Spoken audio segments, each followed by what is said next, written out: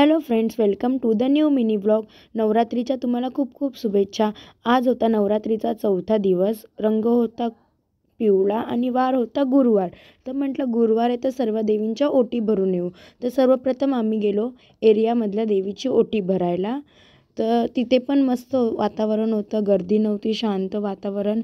आणि मग त्यानंतर देवीच्या पाया पडली, आशीर्वाद घेतला।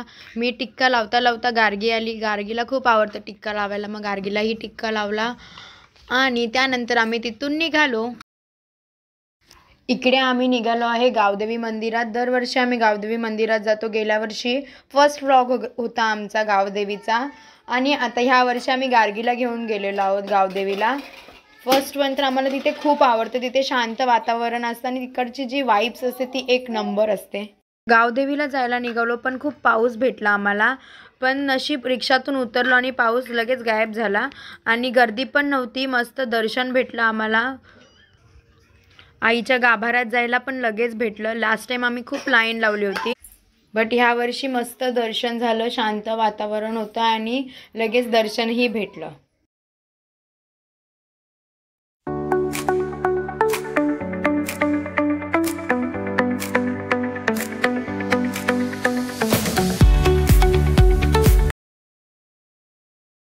त्यानंतर वेळ आली ती आईच्या दर्शनाची।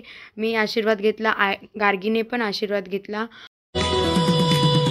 मनाची ओटी घेऊन आईलो आई तुझे गाभाऱ्याला, गुलाल भंडारा उधळून आणि त्यानंतर आम्ही जरा बाहेर बसलो तिकडे।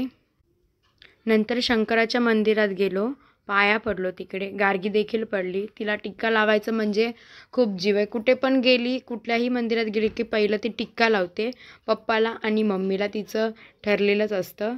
आणि शंकराच्या मंदिराच्या पाया पडून आम्ही मस्त तिथे बसलो, व्हिडिओज काढले। तिला गार्गीला चणे फुटाणे खूप आवडले, ते तिला भरवत होते। त्यानंतरला आम्ही गेलो कोकण नगरला, भांडूपची नवसाई। तिथे पण मस्त दर्शन झालं, गर्दी नव्हती, सर्व लवकर झालं आणि त्यानंतर आम्ही निघालो घरी जायला। कसा वाटला हा मिनी ब्लॉग नक्की सांगा। चॅनलला लाईक, शेअर, सबस्क्राईब करायला अजिबात विसरू नका। नवरात्रीच्या तुम्हाला पुन्हा एकदा शुभेच्छा आणि अजून ब्लॉग येतच राहतील, म्हणून चॅनलला सबस्क्राईब करायला अजिबात विसरू नका। Stay tune.